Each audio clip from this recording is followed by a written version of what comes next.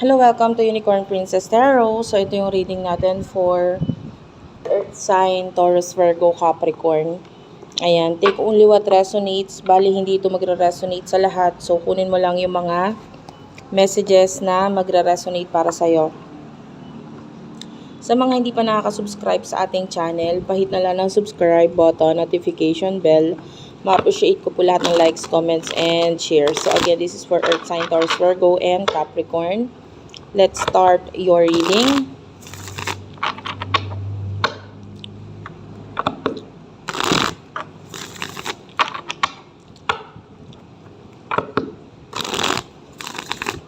For Earth sign, please. Pasensya na kayo, medyo malapit yung camera kasi as you can see, sinaglit ko lang yung reading bago po mag-open ang aking restaurant. So, hindi pa po kami open. So, habang before ako mag-open ay nag-reading po muna ako. Ayan. 8 of Cups is here.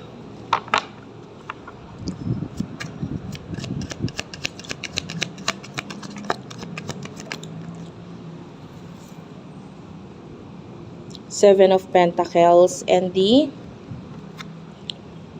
Knight of Wands. Yan, bottom of the deck is the Empress. Okay. So, nakikita natin dito, actually kung ano man yung mga ginagawa mo ngayon, nakikita natin nagbubunga talaga ng maganda sa'yo yan with the 8 of Cups. Okay, pwedeng may kinalaman yan sa future mo. Magamit mo ito or mapakinabangan mo ito sa future mo. And with the 7 of Pentacles, yan, nakikita nga natin dyan na maaaring sa ngayon, you keep on growing. And with the Knight of Wands, nandun din naman na ginibigay mo yung best mo para magawa or mangyari itong growth na ito para sa'yo.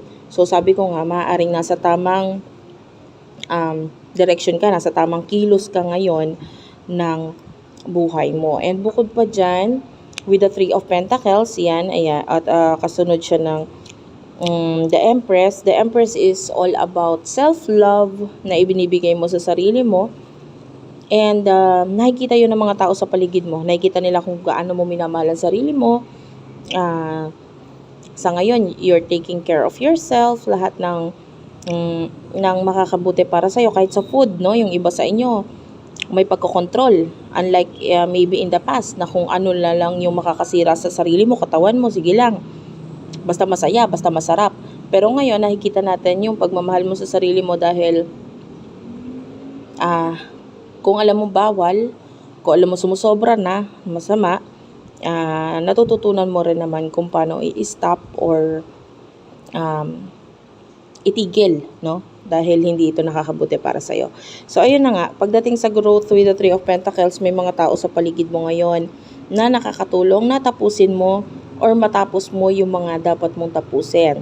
Nakikita natin dito na may mga inaaral ka or skills na inaaral ka na sabi ko nga, pwedeng makakatulong din ito sa future para sa'yo. Well, I can see, by the way, ngayon nakakakita tayo ng angel guides, spirit guides na nakabantay ngayon sa'yo. And nakikita natin na masaya siya sa nakikita niya. Dahil maaaring natututunan mo kung paano sumunod or nararamdaman mo siya at nararamdaman mo yung, kumbaga sa pakikinig mo sa iyong intuition. Yun na yun maaaring nakikipag-communicate or nakikipag-usap sila sa'yo through your intuition. And natutuwa sila dahil nakikinig ka naman sa kanila. Okay? So anyway, pagdating sa love, any messages for Earth sign?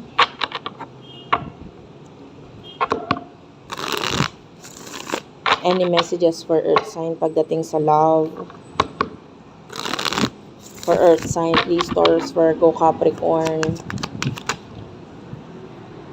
4 of Swords. 4 of Swords. Page of Pentacles. And 3 of Cups. I don't know. This could be a friend.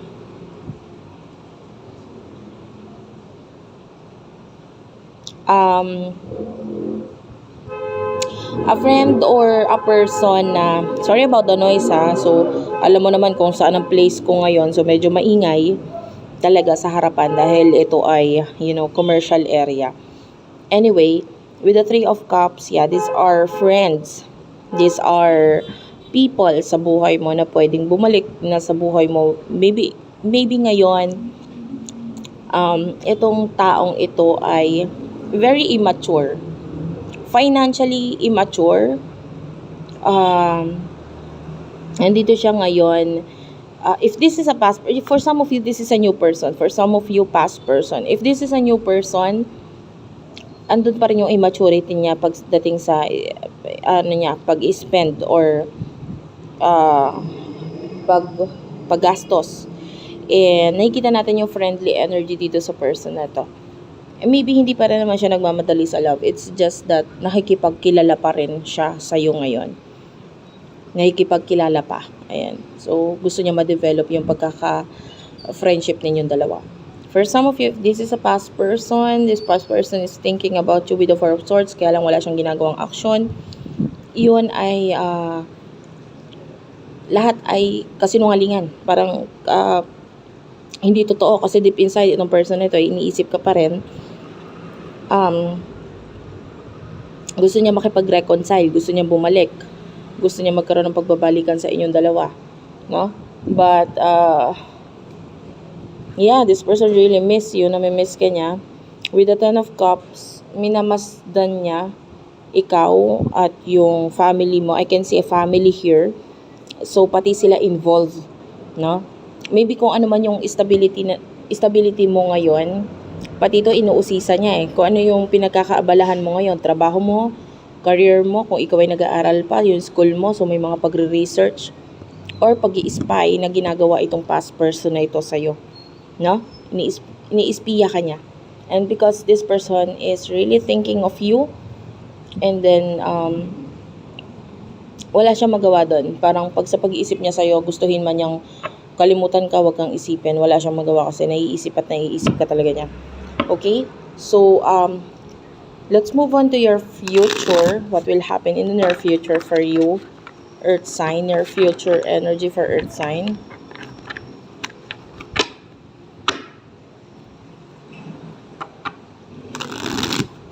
What do we have here for Earth sign in the near future for Earth sign, please? Taurus, Virgo, Capricorn. Earth sign in the near future for Earth sign. Okay, thank you Spirit Guides, Angel Guys. Okay, sorry, may card na ano. In the future, meron ka ditong Three of Swords. Yeah, look at that card. Nakikita natin, no? Meron kang mga bibitawan, aalisin, or aalisan, no? Actually, napakaganda ng sumunod na cards after this. Medyo malungkot itong ile-let go mo or aalisan mo na ito or aalisin mo sa buhay mo. Pero gagawin mo yon because there's the sun. There's the sun and the star. Ayan, para makuha mo yung pangarap mo, para ma-achieve mo yung mga goals mo. Ayan, nakikita natin yung success, positivity para sa'yo in the future. Pero kailangan mo talagang i-let go to. Kailangan mo itong tapusin or alisan. Nakikita natin, bibitawan mo yan. Masakit yan para sa'yo, bitawan. Pero kailangan mo yan para makuha mo yung pangarap, yung gusto mo, yung happiness mo with the sun. And then at the bottom of the deck, meron ditong Five of Cups. So ayan, nakikita natin yung kalungkutan para sa'yo dahil of course, medyo mahirap talagang mag-let go. Pero, minsan kailangan mo talagang gawin yun yung mag-let go para ma-achieve mo nga talaga yung para talaga sa iyo. Pero alamin natin, ano ba itong Three of Swords na ito? Tell me about the Three of Swords. So, alamin natin, ano yung meron sa Three of Swords? Bigyan lang tayo ng energy. Okay, the Nine of Swords, these are problems. Okay, so, ayun naman pala ang ile-let go mo dito or ang bibitawan mo ay isang bagay na nagbibigay ng problema sa'yo. With the Temperance, nakikita natin na nandito yung parang pagtitiis na ginagawa mo sa bagay na ito na parang hindi mo naman talaga siya dapat pagtiisan. Okay, nakakita tayo dito ng problems at saka pag-aaway, kaguluhan with the Five of Wands na kaya mo siya i-let go kasi nagpapagulo ito lalo sa'yo eh. And then with the Nine of Wands, ayan, these are all challenges. This is you walking away, lumalayo ka dito at umaalis ka sa isang sitwasyon na nagpapagulo, nagbibigay ng problema at pakikipag-away sa'yo. And this is you thinking about yourself. This is all about self-love. No? Yung iba sa inyo, that could be a relationship na masyado nang magulo, masyado nang maraming problema, maraming pag-aaway.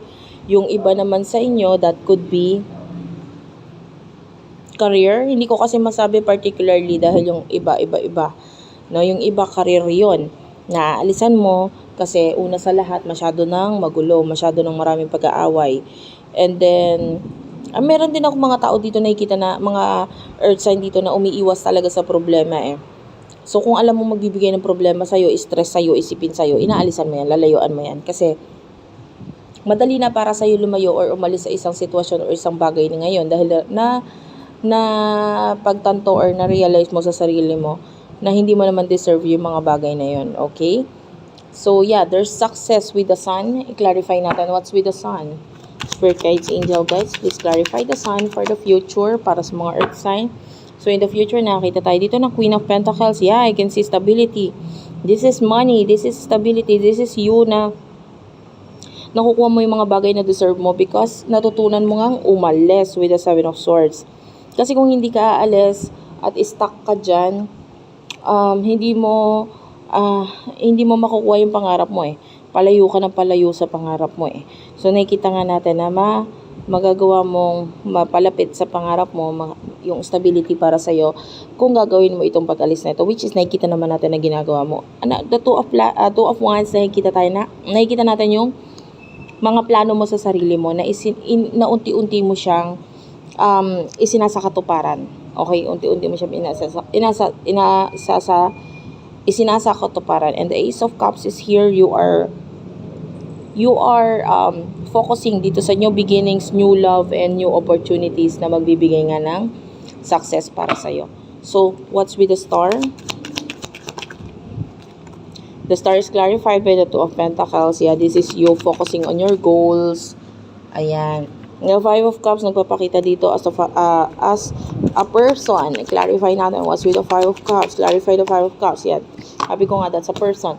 Now, this is a person na pagdating sa love with the Eight of Pentacles, nakikita natin, no? Na talaga nagpo-focus siya sa kanyang career. Pero itong person na to, sa pananahimik niya na yun, with the Emperor, and with the Three of Pentacles, yan, nagpo-focus din siya sa kanyang growth, sa kanyang new beginnings. Pero deep inside with the Seven of Wands, alam itong person ito na sobrang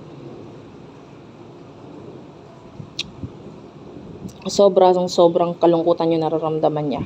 Itong person na ito, may mga bagay na ayaw siyang makita, pero nakikita niya. I feel like there's a lot of jealousy, pagsiselos mula dito sa taong to with the Magician. Yan. This person, hindi siya nagiging honest sa'yo regarding sa nararamdaman niya, which is with the Three of Wands, namimiss ka niya, and naghihintay pa rin siya with the Hanged Man. At kaya niya ginagawa yun because with the Ace of Cups, mahal ka pa rin itong taong to. Kaya lang, ayun nga, hindi niya mapigilang mamiss ka, hindi niya mapigilang mahalin ka. Kahit tinatry niya. Okay, so thank you for watching guys. I love you all. Sana nakarelate ka, nakaresonate ka ha. Please do like and subscribe to our channel, Unicorn Princess Tarot, Madam P TV, Virgo Philippines, Tapit Hapon TV, Water Sign Philippines, Madam P Vlogs, Libra Philippines. I love you all. Thank you for watching and bye-bye.